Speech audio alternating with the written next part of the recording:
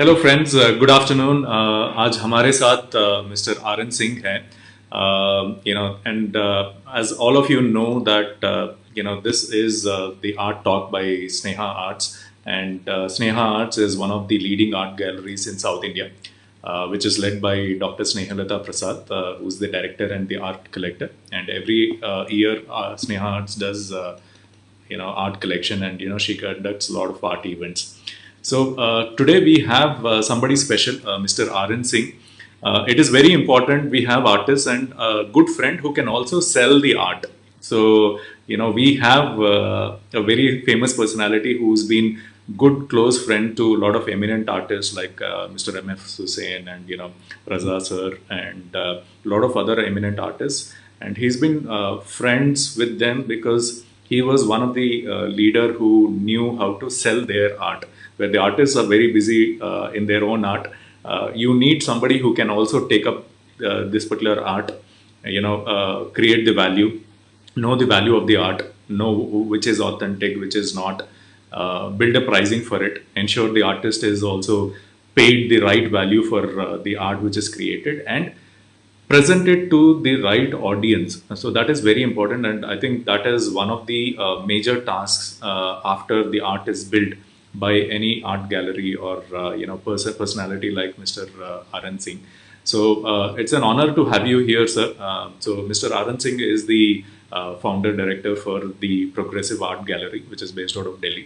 And he's, as I've mentioned earlier, he's worked with a lot of eminent artists to showcase their art, to get the right pricing for their particular art.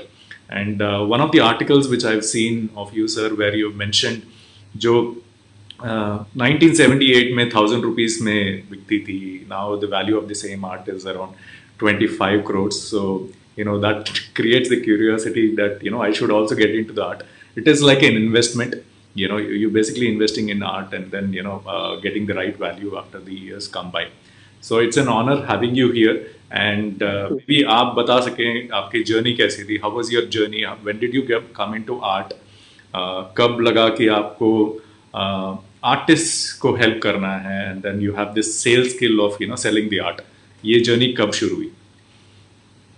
Okay. Namaskar, दोस्तों. It is my privilege and pleasure to come on the platform on Sneha Art Center. Let me compliment first Sneha. Sneha, I know, I think more than 15 years, and I don't have words to appreciate because she's not only artist, she's a good organizer, she's a gallery owner, she's an art collector, she's a social worker, and she's a good mother, and she's a woman, a girl. So I must appreciate her the way, and I have witnessed the way she has grown up because she became very passionate about art, and there is no any branch or anything she left to take care or maybe get involved or maybe the active participation I can say. But she is very hardworking, determined, and focused. So I must compliment her and I must appreciate her. And I am thankful that she has invited me because she's also known to me. And I think I had her first exhibition in Delhi. I remember, and they were the very good painting in landscape, and we did very well. So thank you, Sneha. Thank you, Sneha Art Center, to invite me to speak about something. And Ravi, it will be nice to speak in Hindi or Yeah, English. yeah, whichever is comfortable for you, sir. You can do a mix of both. No problem. And now you are talking about my journey. Yes, sir. So देखिए जहाँ मैं पैदा हुआ, where I born and brought up, वहाँ तो art का नाम ही नहीं सुना था और अंग्रेजी भाषा पढ़ाई नहीं जाती थी, लोकल लैंग्वेज थी, भोजपुरी बोली जाती है और अंग्रेजी छठी क्लास से एबीसीडी शुरू हुआ और टीचर ही नहीं थे पढ़ाने वाले, तो अंग्रेजी। तो आर्ट तो शब्द नहीं सुना, अंग्रेजी भी नहीं सुना था। But you hmm, no, after a small education, I came to Delhi. My father told me कि जाओ, कुछ कुछ कमाओ, नहीं तो घर कैसे चलेगा, और तुम्हारे 4 भाई हैं, एक बहन है। और वो किसान हैं, अभी भी हैं, 100 साल के हो गए इसी साल। वाह। और मेरे पिता और माँ दोनों पढ़े लिखे बिल्कुल नहीं थे। लेकिन मैं उनको भगवान इसलिए मानता हूँ कि उन्होंने जो प्यार दिया, जितना भी उनके पास था, वो 100% दिया। हम्म, कुछ था नहीं, लेकिन 100% दिया, आई कैन से।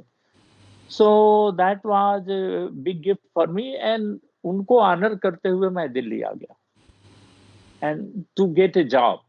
कहीं किसी फ्रेंड के साथ ठहरना, कोशिश करना कि कोई जॉब मिल जाए। और ये बात 1977 की है। हम्म। आई थिंक स्नेहा कितनी बड़ी रही होगी मुझे नहीं मालूम। एक साल के बाद मैं पैदा हुआ था। So, अच्छा। So anyway, but I was so so young, करीब 19-20 का साल का था, और मजबूरियां थी फाइनेंशियल, तो आना पड़ा। So I was looking for a job. आसान नहीं था, बट ये डिटर्मिनेशन था कि मैं जो भी एजुकेशन है उसके उसी में कोशिश करके कोई बढ़िया जॉब लूंगा। पर किसी दोस्त की सहायता से, वो एक एक ही आर्ट गैलरी उन दिनों होती थी, धूमी मल। That was the only gallery in country, I can से। आर्ट हेरिटेज होती थी, बट अलकाजी साहब was a personality who was busy in Kuwait and the Arab countries for other business, but he was a promoter. but मैं नहीं कह सकता कि वो किसी को टाइम दे पाते थे। लकीली मुझे धूमी मल में सेल्समैनशिप के लिए असिस्टेंट की जरूरत थी, उन्होंने मुझे रख लिया फॉर द टाइम बीइंग। ये था कि कुछ दिनों में थोड़ा पैसे कमाऊंगा, और फिर मैं कोशिश करता रहूंगा कि मुझे कहीं जॉब मिल जाए। तो ये 77 की बात है। और करीब 2 साल में मैं उस उन दिनों उसके जो डायरेक्टर थे, रवि जैन थे। बहुत वैसा इंसान मैंने नहीं देखा। He was gem of a person, gem of a knowledge he had, is no more. I am thankful to him, he taught me everything. So 2 साल के बाद मुझे बैंक में नौकरी लगी, इंडियन एयरलाइंस में नौकरी लगी। मैं मेहनत कर रहा था अपने परिवार को देखते हुए। लेकिन फाइनली मेरी जो तनख्वाह थी धूमी मल में, वो इन दोनों जगहों से 200-200 रुपए ज्यादा थी। हम्म, और मुझे इन्वायरमेंट नहीं पसंद आया, क्योंकि यहाँ पे मुझे एक टेबल और कुर्सी मिल गई थी, तो मुझे लगा था कि मैं एक बड़ा आदमी बराबर। भी बन गया हूँ। और मेरे सामने जो आके लोग बैठते थे, जिनको मैं नहीं जानता था, जानने लगा था, वो वो हुसैन साहब होते थे, सूजा होते थे, रजा साहब होते थे, गायटोंडे होते थे, तैयब मेहता होते थे, विकास भट्टाचार्य, गणेश पाए। आप सोच नहीं सकते। अब मैं सोचता हूँ कि मैं, मेरे सामने जो लोग बैठते थे, वो मेरे से सहायता मांगते थे कि भाई कौन लोग आ रहे हैं, कोई क्लाइंट आ रहे हैं क्या, हमारा शो कब लगेगा। से तो सब कुछ डिसीजन रवि जैन जी लेते थे, लेकिन मुझे ये लिबर्टी थी कि कम्युनिकेशन के लिए मैं अवेलेबल था, और सबको चाय पिलाने के लिए अवेलेबल था, सबको रिसीव करने के लिए अवेलेबल था।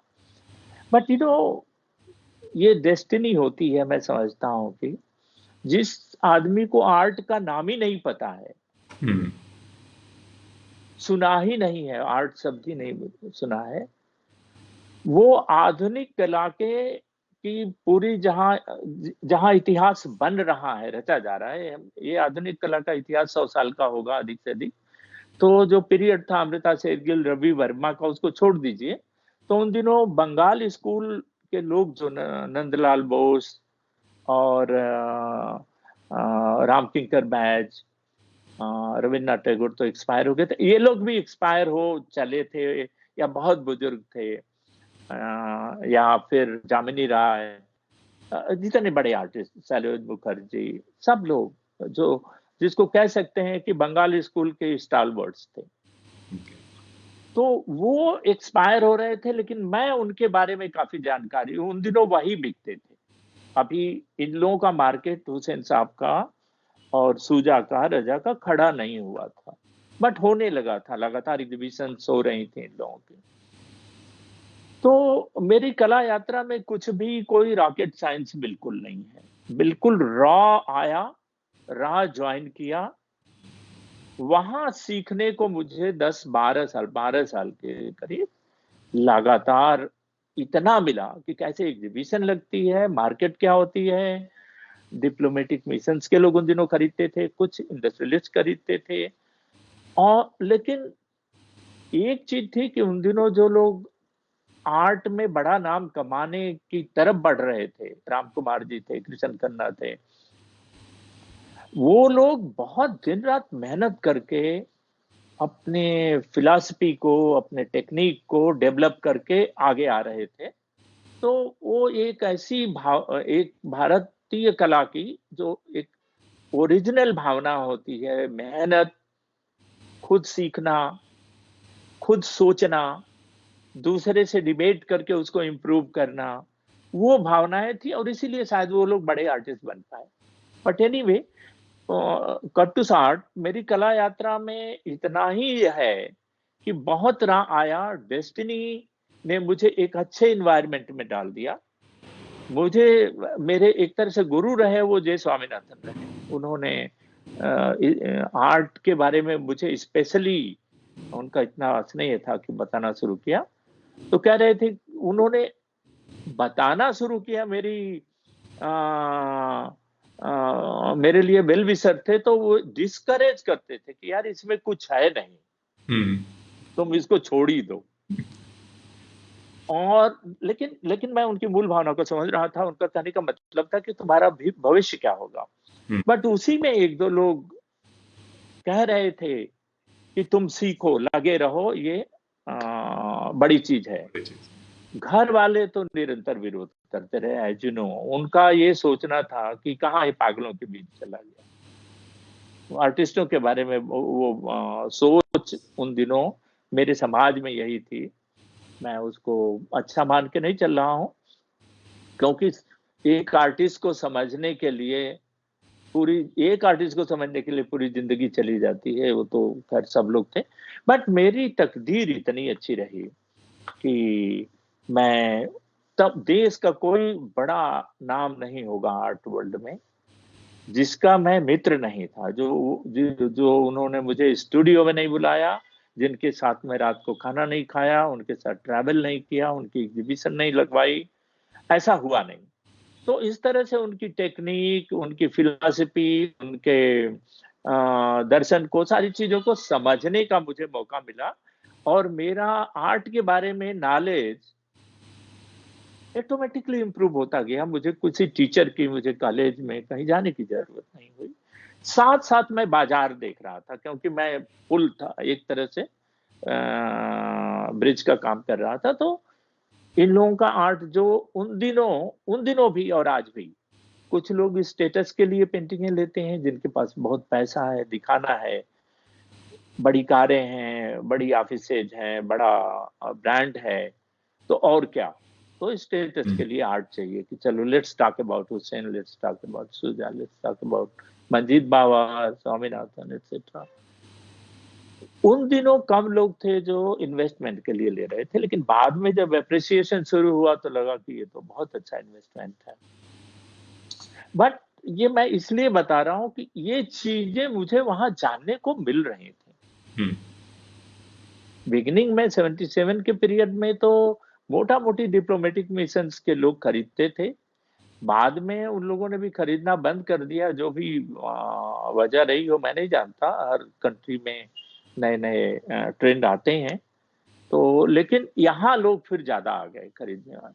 खैर, इसको मैं खत्म करूं कि जो जो मेरी कला में क्यों आया, और मेरी किस तरह से मेरा इंटरेस्ट पैदा हुआ, यदि ये प्रश्न है तो आपके सामने 60 में मैंने सारी कहानी बता दी। मैं, कोई कोई संभावना नहीं थी दूर दूर तक। और ऐसे ही होता है, ऐसे ही होता है। मुझे मालूम है, एक बचपन में हम एक कविता पढ़ते थे, हम्म, अयोध्या सिंह हरिऔध हिंदी के कवि थे। तो उन्होंने एक कहानी, एक कविता लिखी थी, बूंद, एक बूंद।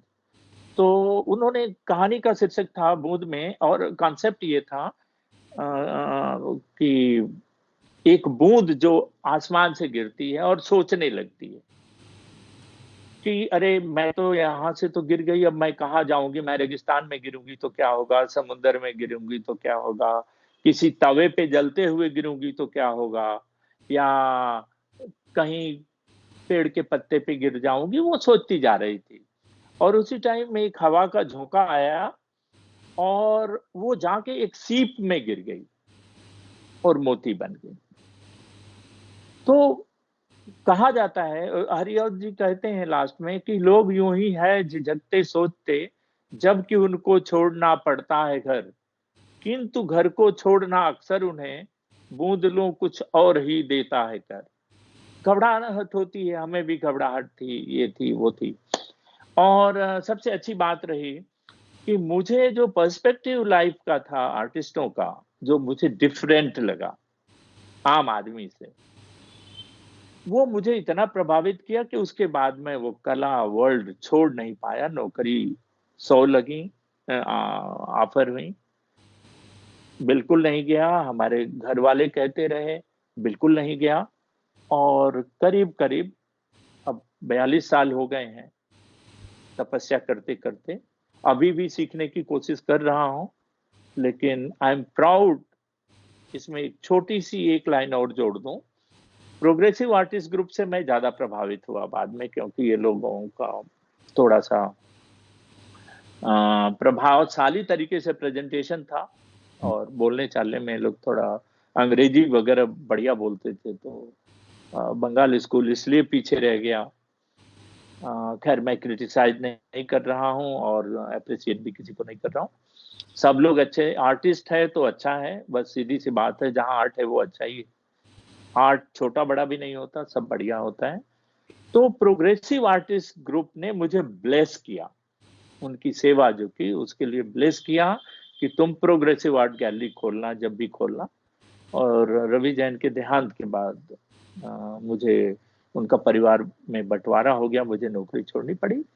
तो फिर मैं प्रोग्रेसिव आर्ट गैलरी की स्थापना की, और उन लोगों ने मुझे न सिर्फ पेंटिंग्स डोनेट किया, बल्कि बहुत लोगों से, कलेक्टर से मिलवाया। और इस तरह से मेरी यात्रा शुरू हुई। और I am proud that I am one of the 4-5 top galleries in the country, doing well, good turnover, relax. My son lives in Dubai. He has good connection with world auction houses and selling the painting through the auction houses. So we are not proud. We are now proud that we have done something in a very sort of small period of time. Small period of time means in a single generation, my transformation from agriculture to art is there. मैं कृषि से कला तक आ गया। So that transformation is big for me, not the money, not the other thing. Because we can just listen now the classical music only, my family also.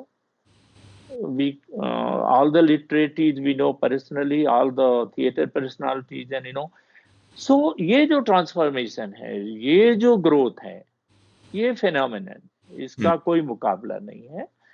पैसा तो ठीक है, it's part of the game, and I don't no, that's what it is, that's what is small story is mine. आप आगे पूछे, मैं बोलता ही रह जाऊंगा, आप कुछ पूछेंगे नहीं। सुपर। ये जर्नी आपने कब सीखी? I mean you worked in auction houses also, मतलब आपको मालूम था कि ऑक्शंस कैसा होता है।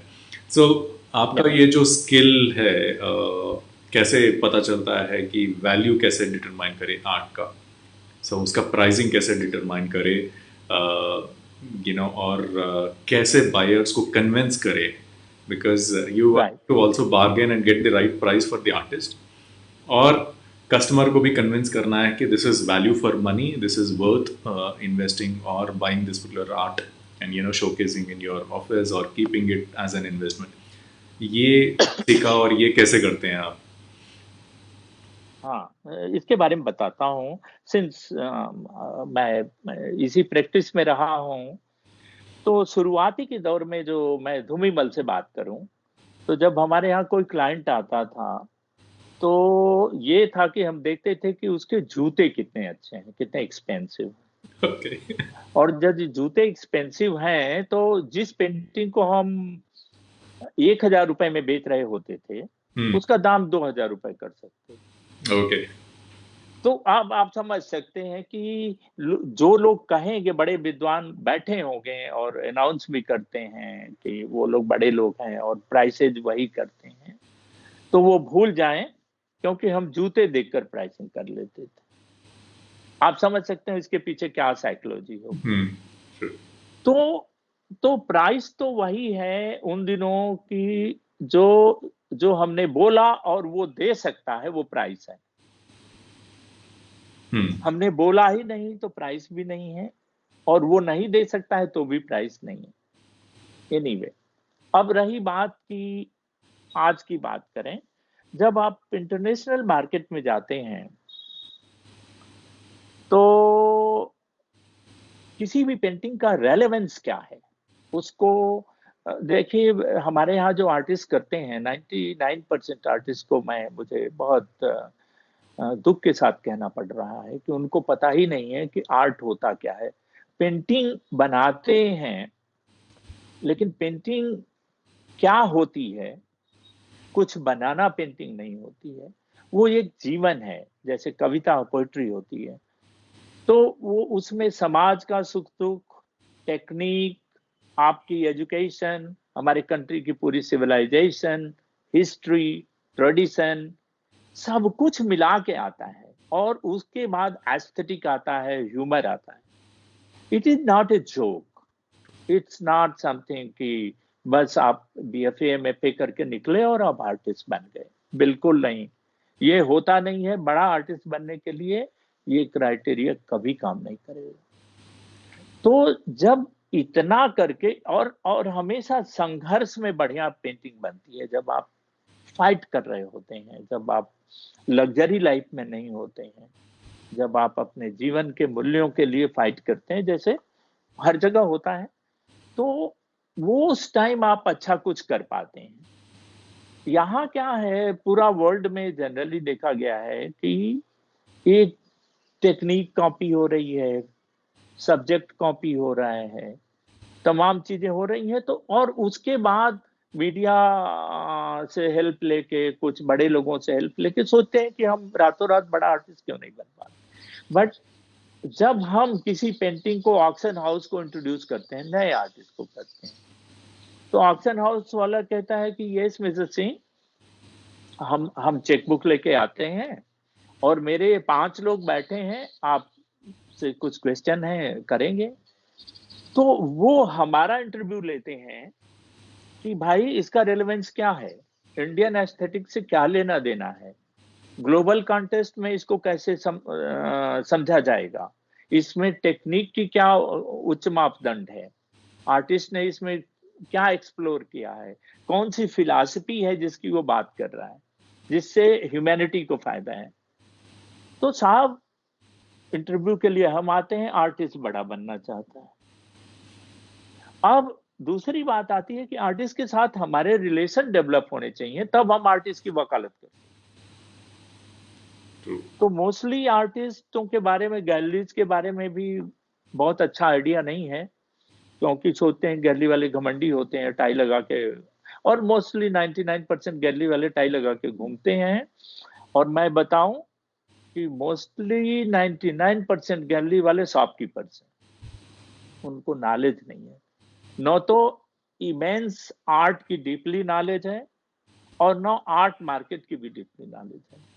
तो यहाँ पे सब कुछ सुपरफिशियल तरीके से चल रहा है अभी, इसीलिए ये मार्केट अभी तक ऑर्गेनाइज्ड नहीं है। और अभी तक आर्टिस्टों को भी बेचारों को भुगतना पड़ रहा है। मैं बेचारा इसलिए नहीं कर रहा हूं कि वो लोग बड़े लोग हैं, लेकिन फाइनेंशियली जो सिचुएशन होती है वो वही जानते हैं। और उनका दुख दर्द मेरे तक, मुझ तक पहुंचता रहता है। तो वो एक बात है जहां मैं हमेशा दुखी रहता हूं। तो अब आई बात कि आप उसको कैसे करते हैं। यदि मैं आर्ट भी समझता हूं, बाजार भी समझता हूं, तो इवैल्यूएशन के बारे में कुछ सोच सकता हम्म। हूं। एक छोटी सी स्टोरी बताता हूं। अभी कुछ दिन पहले जब आर्ट मार्केट बहुत बूम पे था, तो हमारे दो चार कलेक्टर्स ने कहा कि सिंह साहब आप कंटेम्प्रेरी आर्ट हमें ऑफर नहीं करते हैं। तो मैंने कहा सर मैं कंटेम्प्रेरी अभी नहीं कर रहा हूँ, मॉडर्निस्ट को बेच रहा हूँ, जो हुसैन है, सुजा है, रजा है, राम कुमार है, कृष्ण खन्ना है, तैयब है, गाटुंडे हैं, सबावाला है, विकास है, गणेश पाइन है। आप लो ना, ये बड़े नाम है, ब्लू चिप्स है। ब्लू चिप्स ऑलरेडी आप ऑक्शन हाउसेज में इनकी प्राइसेस देख चुके हो। तो आप टेस्टेड मान लो ना। आप वो सामान क्यों खरीदने की कोशिश कर रहे हैं जिसके बारे में अभी मैं खुद ही नॉलेज इतना गेन नहीं कर पाया। नहीं नहीं, दाम बढ़ रहे हैं यार, ये है वो है। अच्छा, मुझसे छुपा के उन लोगों ने करोड़ों करोड़ों का खरीद दिया कंटेम्प्रेरी। हम्म। जब रिसेशन आया तो अचानक जो 5-5 करोड़ के, 6-6 करोड़ के कंटेम्प्रेरी बिक रहे थे, वो 20 लाख से 25 लाख पे आ गए। मैं नाम नहीं लूंगा, बट सबको पता है। यदि आर्टिस्ट सुन रहे हैं तो उनको मालूम है कि मैं किसकी बात कर रहा हूँ। तब उन क्लाइंट्स ने मुझे कहा कि सिंह साहब आप तो आप पहले बताओ कि आप पढ़े कहाँ हो। वो सब तो ऑक्सफोर्ड और ये में पढ़ के आए हुए हैं और सबको नॉलेज है, सब बिजनेस मैनेजमेंट के लोग हैं। तो मैंने कहा मैं तो चरवाहा विद्यालय से पढ़ा, भैंस चराता था और पढ़ता था जो टाइम था। तो बोले नहीं, बोले प्राइसेस तो गिर गई। तो मैंने ये बताया कि जिसकी रीसेल वैल्यू ही स्टेब्लिश नहीं हुई है, उसको आप परचेज कर रहे हो। आप कौन से हवा में बात करो, कहाँ कहाँ कैम्ब्रिज के पढ़े हो, मुझे तो नहीं समझ आता। हम्म। तो खैर उन्होंने उसको एक्सेप्ट किया, उसका घाटा अभी भी सह रहे हैं, सहना ही पड़ेगा। तो कहने का ये मतलब है कि इवैल्यूएशन आपको एक जनरली बहुत डीप नॉलेज से आती है। It is not very simple to, ये जोक भी हो सकता है जूते वाला, लेकिन एक बड़ी गहरी बात हो सकती है कि मैं उसका सिग्निफिकेंस ही नहीं जानता हूं। तो how who I am to Judge. Evaluate a painting. तो दैट्स इट सर। सॉरी, थोड़ा एलोबरेट हो गया मेरे नहीं तरफ से। नहीं, बिकॉज ये एग्जांपल्स के बिना हम लोग को भी मतलब उतना आइडिया है, specially somebody who's not from art or who's an artist but doing this at home and want to progress on an artist on a long run. And there are many things. आप मुझे इसमें तो एक second add करूंगा। आपका प्रश्न ज्यादा हमारे लिए इम्पोर्टेंट है, क्योंकि मैं प्रश्नों से सीख पाता हूँ। मेरे लिए बोलते रहना तो, और बोलना मेरे लिए सिंपल इसलिए है कि मेरा ये सब फ्लोर का एक्सपीरियंस है। मैं कुछ भी कहीं से किताब पढ़ के नहीं बोल रहा हूँ। उसमें क्या है कि जैसे अभी बहुत सारे आर्टिस्ट कंप्लेंट करते हैं कि प्रोग्रेसिव आर्ट गैलरी तो progressive group and top line artist को 20 आर्टिस्टों में ही काम करती है, आप हमें कब सेलेक्ट करेंगे। Hmm. तो हमने एक क्राइटेरिया बनाया, 20 पॉइंट बनाया कि इस पॉइंट को आर्टिस्ट क्रॉस कर जाए, पास कर जाए, तो हम सेलेक्ट करते हैं। हमें भी 10 आर्टिस्ट चाहिए जो आगे भविष्य में उनको प्रेजेंट करेंगे, प्रमोट करेंगे, स्टॉक रखेंगे। तो हमने पहला ये रखा कि भाई बीएफए एमएफए से लड़के आते हैं, तो चलो एजुकेशन पहला क्राइटेरिया आया कि एजुकेशन। अब एजुकेशन में क्या होता है कि मैं एक एग्जांपल दूं। हम हुसैन साहब एक बार इंदौर जा रहे थे ट्रेन से, तो रेलवे स्टेशन पे उन्होंने कहा कि ये कोई किताब बेच रहा था 50-50 पैसे की, उन्होंने कहा ये सब खरीद लो। हमने कहा ये कौन कोई किताब है, ये क्या खरीद लो। सत्य कथा है, तोता मैना की कहानी है, हीर रांझा है। तो कह रहे हैं अरे असली इंडिया यही है, इसको जानना पड़ेगा मुझे, तुम खरीदो। ये भी जाने बगैर हिंदुस्तान को मैं नहीं जान सकती। सही। तो एजुकेशन में क्या आता है कि हम अपने ट्रेडिशंस को, अपनी हिस्ट्री को, अपनी सिविलाइजेशन को, अपने माइथोलॉजी को, अपने सोसाइटी को, इनको समझे बगैर यदि कहते हैं कि हमने एजुकेशन ले ली है, तो हमारे जो आर्टिस्ट आते हैं उसमें 99% वहीं कट ऑफ हो जाता है, क्योंकि वो चीज नहीं है जो दर्शन, भारत का दर्शन है, जो भारत की आत्मा है, उसको उन्होंने पढ़ा हो, कालिदास पढ़ा हो, कुमार संभव पढ़ा हो, अभिज्ञान शाकुंतलम पढ़ा हो, नहीं, कुछ नहीं। तो एक तो ये बात आती है। फिर दूसरी बात, इसमें 20 पॉइंट नहीं जाऊंगा, तीन तीन पे ही खत्म कर दूंगा।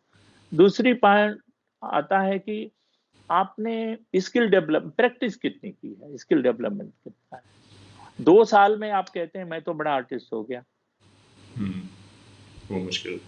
तो आपको स्किल डेवलपमेंट के लिए, एक डांसर भी परफॉर्म करने के लिए आती है तो गुरुजी कहते हैं कि 10 साल तुम प्रैक्टिस करो, उसके बाद सोचेंगे। तो एक पता लगता है कि स्किल डेवलपमेंट में हुसैन तो है नहीं कि नेपकिन पेपर भी मिला तो उस पर भी ड्राइंग कर लिया। वो वो वो पैशन, वो जिद, वो पागलपन, वो कहाँ से लाए। तो 99% फिर गायब हो गए। फिर ये होता है कि भाई तब सब्जेक्ट ही कहाँ आएगा, यदि आपकी एजुकेशन ही ठीक नहीं है तो सब्जेक्ट आप कहाँ से लाएंगे, वो सब छोड़ दीजिए। फिर प्रेजेंटेबल कितना है, पता लगता है कि वो जो कर रहा है उसके बारे में नहीं पता है, कर तो रहा है, थोड़ा थोड़ा कुछ ऊपर ही बताएगा, मैं वहां गया देखा तो मुझे बड़ा अच्छा लगा तो मैंने बना दिया। अरे आर्टिस्ट जो होता है वो भविष्य वक्ता होता है, वो तो 50 साल आगे की बात कह देता है अपने अनुभवों से, सोसाइटी को देख के, एक्सपीरियंस। इसीलिए तो वो आइसोलेटेड रहता है, इसीलिए तो वो डेप्थ में रहता है, इसीलिए तो उसको पागलपन का दर्जा दिया जाता है। कोई पागलपन का दर्जा कोई दे तो बहुत बड़ा गिफ्ट है साहब, कोई आसान बात नहीं है। एक एक विचारों से हम इतने लैस हैं कि लोगों, बाकी चीजें इग्नोर होती हैं तो लोग कहते हैं पागल है। तो एक विचारधारा तो कूटी हुई है। अब पागल को कोई ठीक नहीं करता, बट क्यों हुआ होगा पागल, इस पे तो कोई जाता नहीं है। एनीवे, लास्ट है,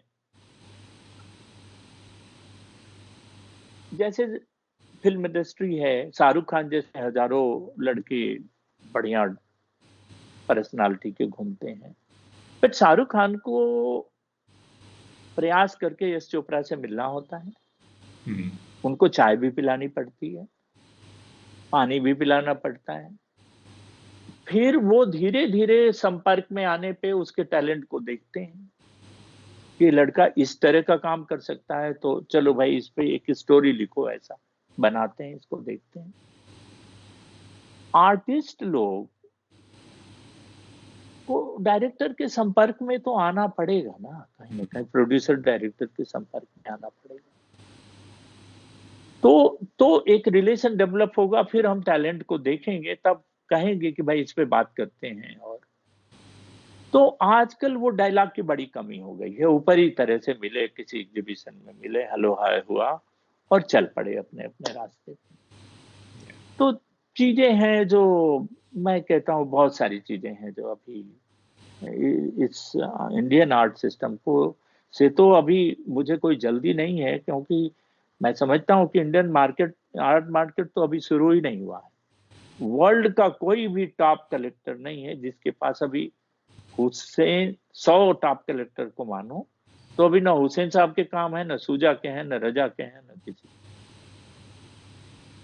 अभी तो एक कलेक्टर 2-4 हजार करोड़ रुपया लेके आ जाए तो यहाँ अभी तूफान आ जाएगा। तो वो तो आए नहीं, हम अब उनको कोशिश कर रहे हैं समझा, क्योंकि एस्थेटिकली इंडियन आर्ट वर्ल्ड में बहुत रिच है, हजारों, मतलब सैकड़ों कंट्रीज से रिच आर्ट हमारा है। बट वकालत तो चाहिए, उन तक पहुंच, अप्रोच तो होनी चाहिए, हमें समझाना तो पड़ेगा। संजोग से जो हमारे लीडर्स हैं आर्ट के, कहते हैं कि वो लीडर्स हैं, वो खुद ही कहते हैं हमें कोई झगड़ा भी नहीं है, हम तो मान के बैठे हुए हैं, लेकिन अभी कहीं तक पहुंचे नहीं। ये अफसोस होता है कि कहीं से गेम शुरू नहीं किया इंडियन आर्ट मार्केट। तो अभी इंडियन आर्ट मार्केट शुरू नहीं हुई है, बहुत बड़ा स्कोप है। हमारे हिंदुस्तान में ही इतनी पॉपुलेशन है, बहुत स्कोप है। सवाल ये है कि एक तरीके से डिफरेंट। एक मैनर में ये सब डेवलप होना चाहिए। सॉरी सर, बहुत बोल रहा हूँ।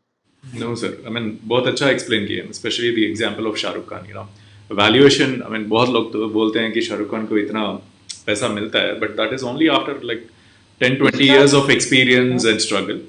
And एब्सोल्यूट, जो most important thing है relationship building, like the relationship he has to maintain with the production team, and directors, becoming all that. Loyalty हाँ, वो नहीं है तो मतलब ट्रस्ट फैक्टर वो भी नहीं होता। You have to be around with the team who can showcase you. पता नहीं है, I mean just quick minute meeting gallery को गए, हाँ मैं 10 मिनट बात कर लिया, मेरा प्रेजेंट कर दिया, when they call that's I nothing, think that will not work out. That's not That's a very good working example. Definitely. बहुत अच्छा एग्जाम्पल आपने दिया हुआ है thank related you too sir. Shahrukh Khan, because that हाँ, मुझे कनेक्ट। मुझे इसी तरह के सिंपल एग्जांपल आते हैं सर, अच्छे आते नहीं। सो आपने बहुत सारे मतलब मास्टर्स से आपने मिलके काम किया है, लाइक रजा जी सर, एम एफ हुसैन है ना, उनके पर्सनालिटीज कैसे थे? मतलब आप every person has a evaluation, like if I have to define Snehalata ji, I'll have my own definition for Snehalata ji. Right. Like that, what is your evaluation for perception on that personality, Raza sir, MF Hussain sir, and other eminent personalities whom you worked with? Sir main चीज तो यह है कि जो life के बारे में perception है वो डिफरेंट होना चाहिए। जो सोचने की का दृष्टिकोण है, जो देखने का दृष्टिकोण है, जो रिसीव करने का दृष्टिकोण है। देखिए हर चीज आर्ट है। हुसैन साहब कैसे बैठते थे, क्या कपड़े पहने हैं, वो उनका कपड़ा भी स्टाइल में आता था। हाथ में ब्रश लिए हैं, that is also a fashion. जूता नहीं पहनते हैं, वो फैशन है।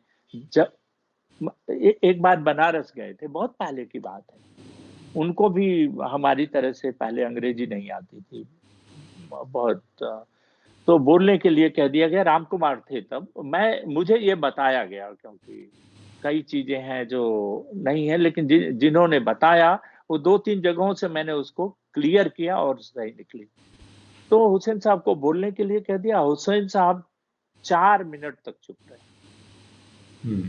अंग्रेजी में बोलना था, बोले ही नहीं।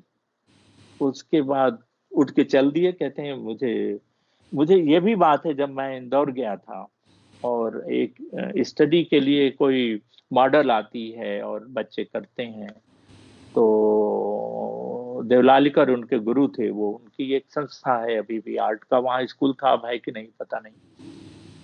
तो उन्होंने लड़की के ऊपर ही कलर लेके ब्रश लगाना शुरू कर दिया और उसी दिन स्कूल से निकाल दिए गए। तो एक इस तरह का जो नौ रुक पाने वाला विचार होता है, करेज होती है, वो कहीं रुके ही नहीं। कहीं मतलब यदि वो हमारे घर आए हैं, रात को रुके हैं, और कमरे में यदि कैनवस और पेपर नहीं है, तो हमारा तकिया भी रंग डालेंगे, दीवार भी रंग डालेंगे, और जो भी मिलेगा उसको रंग देंगे। तो हमें तो कागज भी रखना पड़ेगा, और हमारा ही फायदा होता था। वो 3 बजे 4 बजे उठ के पता लगता था कि 4 कैनवस तैयार हैं, 10 वाटर कलर तैयार हैं, Wow. और मेरे तकिया और बेडशीट नहीं खराब हुई। सो कहने का मतलब आप एक ही से समझ सकते हैं कि किस तरह का है। मुझे याद है, मैं उनके घर खाने के लिए गया था। वो संडे को बिरयानी बनती थी, तो बच्चे लोग जंगपुरा में रहते थे। थोड़ा पहले की बात है, ये 80s की बात है। तो बोले कि तुम लोग खाना खा के, और बगल में सिनेमा, इरोज सिनेमा है, बोले आ जाओ सब बच्चे, आ जाओ, हम पिक्चर दिखाते हैं। तो साहब बच्चों को तैयार होने में टाइम लगता है। तो जब हम पहुंचे तो नहीं थे। तो उन दिनों तो मोबाइल भी नहीं था। यानी ढूंढा डाढ़ा, फिर हम लोग गोलगप्पे पानी पूरी खा के वापस आ गए। साहब 7 दिन के बाद घर पे फोन आया कि मैं न्यूयॉर्क से बोल रहा हूँ। हम्म। तो तो ये है क्या किसी में? कोई ऐसा भी है क्या? चाय पी रहे हैं तो कहते हैं उसमें आधी चाय आधी कॉफी मिला दो, मारा मारी पीनी। तो कहने का मतलब मैं ये नहीं कहता, इसी तरह से वो एक बहुत ही बेहतरीन सेल्समैन थे।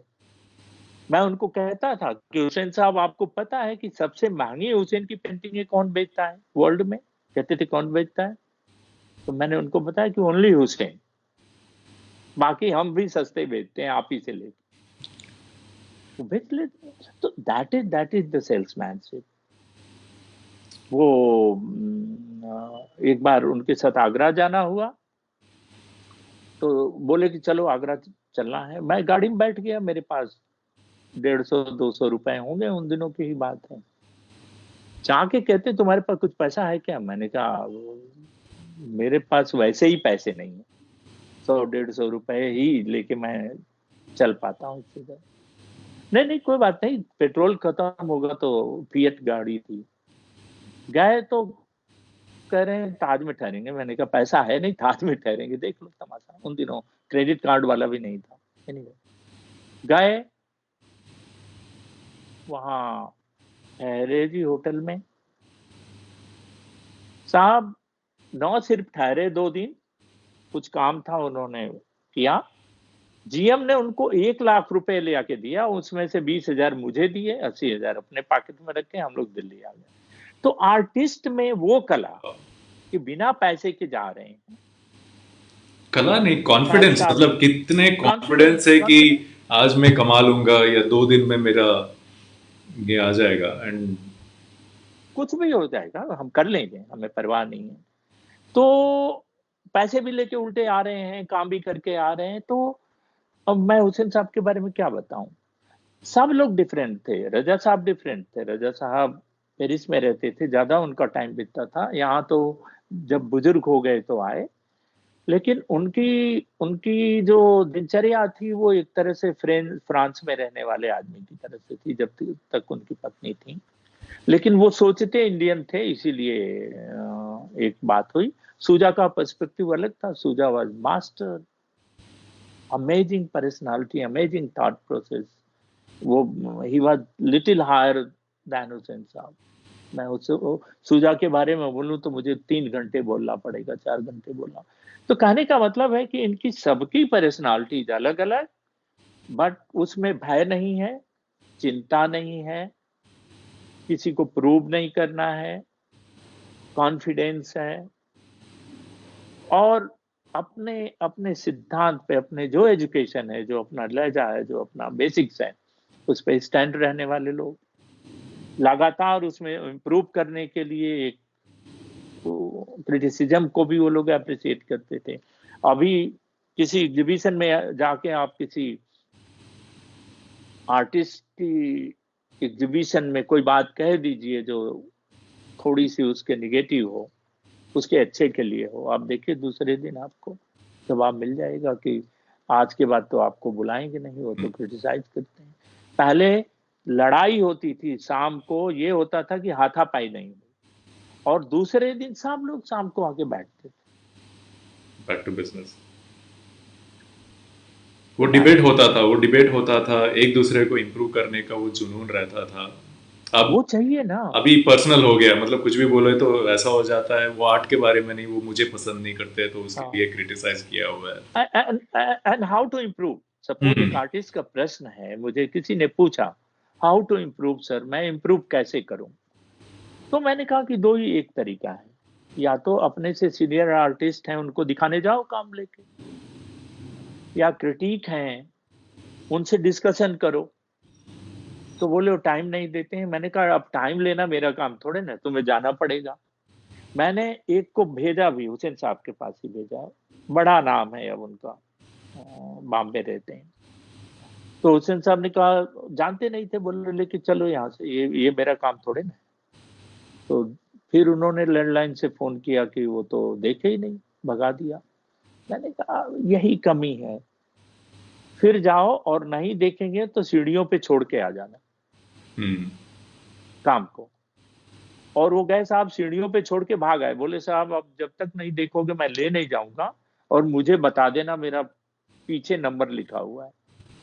फिर देखे वो, फिर बोले ठीक कर रहे हो, ये करना पड़ेगा, ये करना पड़ेगा, वो करना पड़ेगा। एक दो बार और दिखाए, और उन्हीं ने अपने शब्दों में बताया, उसी आर्टिस्ट ने, कि मुझे किसी कलेक्टर को हुसैन साहब ने रिकमेंड किया कि इसको फोन करो, ये लड़का अच्छा काम कर रहा है। वाह, नाइस। तो कैसे ग्रो करोगे? मतलब there should be some kind of, इसमें कोई बहुत सारी स्ट्रेटजी नहीं बनानी पड़ती, सिंपलिसिटी से बहुत सारी चीजें हो जाती, यू कैन मेक समथिंग। हाँ, आप इंडियन आर्ट को बहुत नज़दीक से आप जानते हो, and you seen different versions of Indian art, मतलब राइट। बहुत सालों से आप इसमें हो, I mean couple of decades. तो और कुछ आता नहीं साहब, या तो मैं आर्ट जानता हूँ या खेती करना जानता हूँ, और कुछ नहीं आता।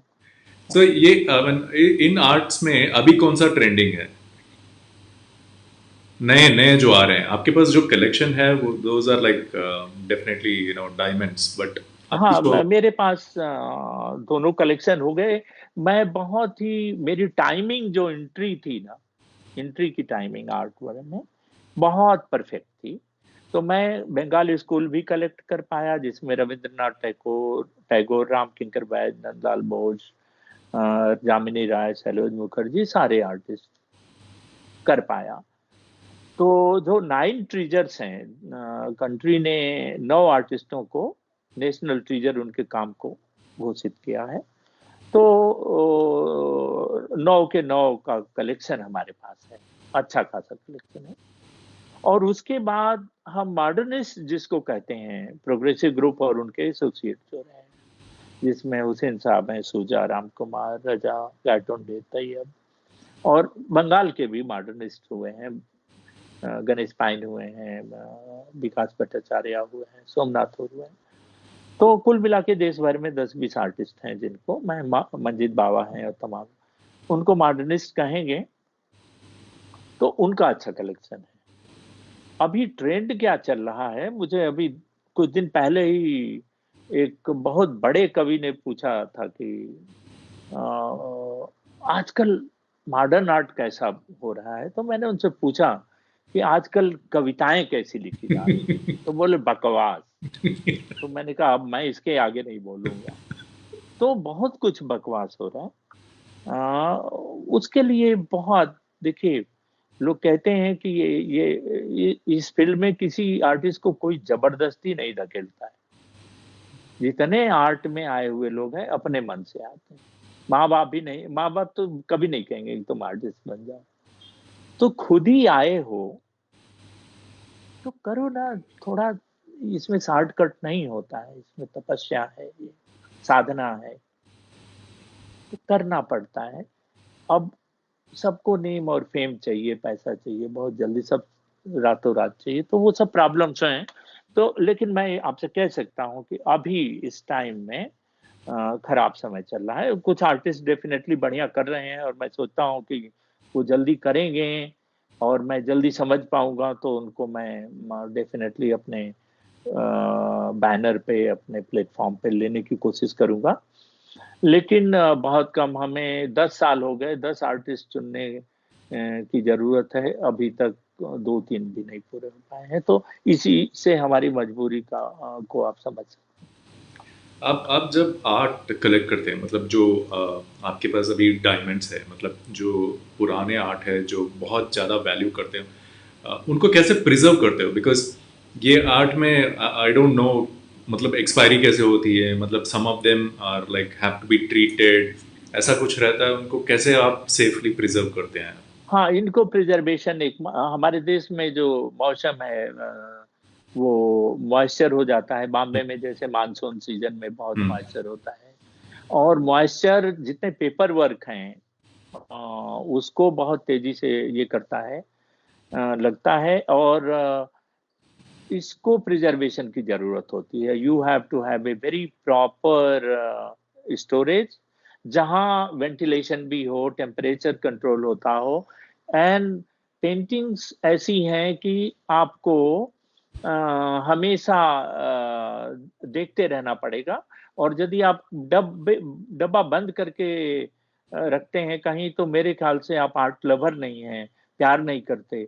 हम हमारे घर में 15-20 दिनों में सारी पेंटिंगें चेंज होती रहती हैं, स्टोरेज में गई आई, तो हम कॉन्सेप्चुअलाइज करके चलो अभी बंगाल स्कूल लगा लो, अभी प्रोग्रेसिव ग्रुप को लगा लो, अभी बाकी मॉडर्निस्ट को लगा लो, अभी किसी कॉन्सेप्ट को लेके लगा लो। तो एंजॉय करते रहते हैं, उनके सामने बैठ के कॉफी पीते हैं, तो we feel proud also at the same time. और आप जैसे लोग घर आते हैं तो आपको भी अच्छा लगता है, और आपको देख के हम और थोड़ा सा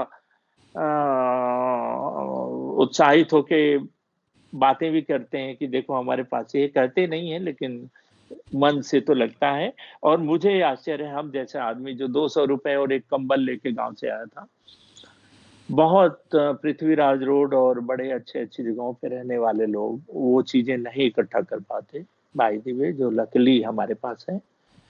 लेकिन जो भी हो, इनको अपनी दीवार पे रखा जाए, सामने रखा जाए, देखते रहा जाए, उनके साथ आपका अटैचमेंट होना चाहिए, और you feel proud of the subject to the artist with the relevance of the art, so that you can showcase that you have collected, you are a collector, and that's what it is. Sir I am done with the question, but एक मन की बात, I mean Ravi की मन की question एक है, वो पूछ लेता हूँ। Sure, sure, sure. जब भी एक्सपेंसिव आर्ट का डिस्कशन आता है, हम लोग मूवीज में देखते हैं कि वो चोरी हो जाती है, या तो ऋतिक रोशन धूम मूवी की तरह वो चोरी करता है। मतलब बहुत सारे इंग्लिश मूवीज में तो this is a common thing, मतलब he is stealing very expensive art. तो हैव यू एक्सपीरियंस्ड, ऐसा होता है आपके एक्सपीरियंस में, कभी हुआ है कि आर्ट चोरी हुई है? मेरे साथ तो नहीं हुआ अभी तक, क्योंकि हम बहुत बड़े इंडस्ट्रियलिस्ट और बड़े टॉप बिजनेस टाइकून के तरह से हमारा नाम नहीं है। तो हमारे मिलने वाले लोग भी जानते हैं कि सिंपल आदमी है तो सिंपल चीजें ही होगी। तो हमारे यहाँ कुछ हुआ नहीं, क्योंकि जो सर्वेंट्स भी हैं उनको नहीं मालूम कि इनकी वैल्यूज क्या हैं और ये है। तो मैं समझ सकता हूँ कि मैं लकी रहा हूँ, लेकिन we are quite alert also Yeah. That anything should not go anywhere in the wrong hand. और हमारे यहाँ एक तरह से, और मैं बड़ा सेटिस्फाइड हूँ, I am buyer of good art. तो यदि हमारे यहाँ से कहीं जाएगी ना, तो दूसरे दिन शाम तक बिकने के लिए हमारे पास आ जाएगी। Nice. So I'm lucky enough that I will get it back. I've heard that you're working on desire management. What is desire management? Not desire, that is disaster management. Disaster management. Okay, sorry. आपदा प्रबंधन जिसको कहते हैं। देखिए, art में काम करते हुए, since we are happy and doing well, तो ये था कि सोसाइटी को कुछ कंट्रीब्यूट करना चाहिए। तो मैं सोचा मैं किस फील्ड में काम करूं। तो पता लगा कि जो डिजास्टर मैने जो आपदाएं आती हैं हमारे देश में, बाढ़ है, आग है, ये है, ठंड है, लू है, तमाम हर चीज से लोग मरते हैं। अर्थक्वेक आ सकता है, अभी तमाम कोरोना आपके सामने ही सब हुआ। तो हमने सोचा कि हम एक एक फाउंडेशन बनाते हैं और देखेंगे कि हम क्या कर सकते हैं। तो फाउंडेशन बनाया और बहुत रिसर्च किया, जो खाली टाइम, और सबसे अच्छी बात होती है कि आप इस तरह का कुछ काम करते हैं तो जो एक्स्ट्रा टाइम होता है जिसमें हम आवारागर्दी करते हैं, वो छूट के थोड़ा कहीं और फोकस हो जाता है। तो हम, हमारा टाइम वेस्ट नहीं होता, हम कहीं उसको यूज कर रहे होते हैं। तो मैंने बहुत रिसर्च किया और लोगों से बात की, और फाइनली, तो डिजास्टर मैनेजमेंट बहुत वास्ट एरिया है। इसमें मतलब सीधी बात करूं, यदि अर्थक्वेक दिल्ली में आ जाए तो 85% बिल्डिंग्स जो हैं वो मेसन्स बिल्डिंग है, स्ट्रक्चरल उनका वो नहीं है, फॉर्मेट नहीं है।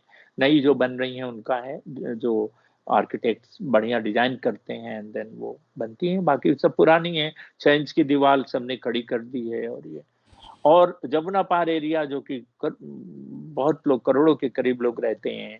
वो जमुना की गीली मिट्टी पे बना हुआ है, यदि वो अर्थक्वेक आता है तो वो कुछ भी हो सकता है।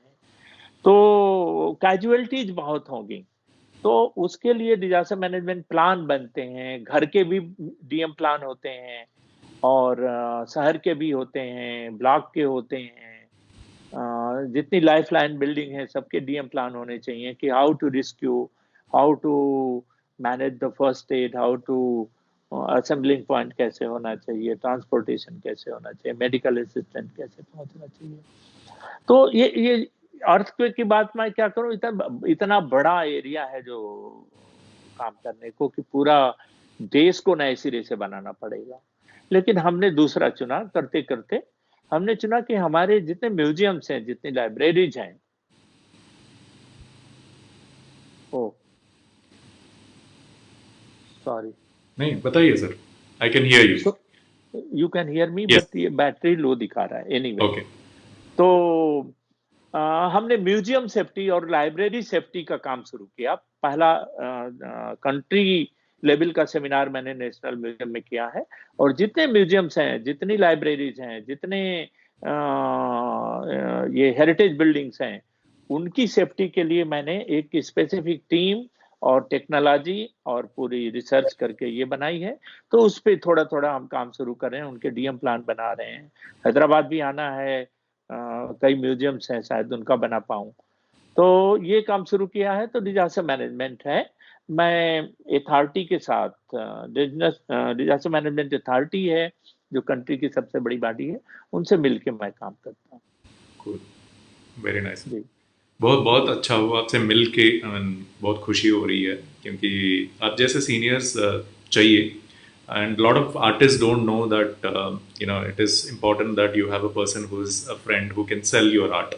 So आप श्योर। जैसे ने बोला है, लोग सोचते हैं कि ये खाली टाई पहनते हैं, मतलब, but without knowing the artist it is very difficult to represent the art and showcase it.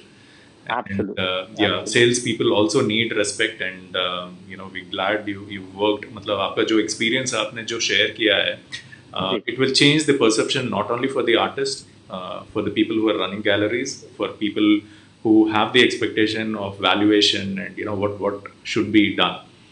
And sir, artist हमेशा बड़ा होता है, हमसे तो बड़ा ही है, क्योंकि वो क्रिएट कर रहा है। मैं उनकी बहुत रिस्पेक्ट करता हूँ, बट कहीं कोई संतुलन बनना चाहिए, that will be nice for them. and we are looking for good artists always, so definitely let's see how to grow, how to yes, structure। जी but most important takeaway from the entire talk is the relationship. अगर आप अच्छा relationship maintain करते हो, बहुत कुछ कर सकते हो. I mean, that is very in important. I think that's the in big in takeaway. every manner, every business, any circumstance, relations are main important thing, sir। उसी से सब कुछ होता है। चाहे फिल्म इंडस्ट्री में चले जाओ, चाहे आप घराने हैं, देखिए घराना क्यों है, रिलेशन पे ही है ना। Hmm. जो वोकलिस्ट हैं या शास्त्रीय संगीत के लोग हैं, संजोग से अभी यहाँ घराना सिस्टम तो नहीं है। कितने लकी लोग हैं आर्टिस्ट, नहीं तो क्या होता, बहुत खराब होता। तो मेरे ख्याल से रिलेशनशिप बहुत मायने रखती है। इसको आर्टिस्ट लोग इसके वजूद को ध्यान रखते हुए आगे बढ़ें और बनाएं। बहुत लोग हमसे भी काबिल लोग होंगे, उनसे मिलें, डेफिनेटली कुछ बहुत बड़ा किया जा सकता ठीक है sir, thank you sir lot, आप शो पे ज्वाइन हुए एंड आपका एक्सपीरियंस शेयर करें, because this is very valuable जो आपने डिस्कस है। किया है, and with thank you sir, example आपने, बहुत। आप लोगों ने मुझे सम्मान दिया, अपने प्लेटफॉर्म पे लिया। Thank you Sneha for your special regard for me, that you have selected me to speak.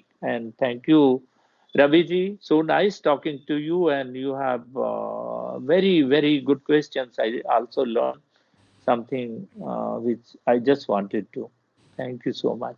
Thank you, sir. And friends, do keep connected. So I'll also, we couldn't share much pictures over here, but I do have a file of the brochure of the progressive art. So we will check if we can share a link, or Yeah, we can play that. So thanks a lot for joining in, and do follow sir in terms of his current activities, what Progressive Art Gallery is doing. He's doing great things along with his son now. So you will Yeah. come to know about that.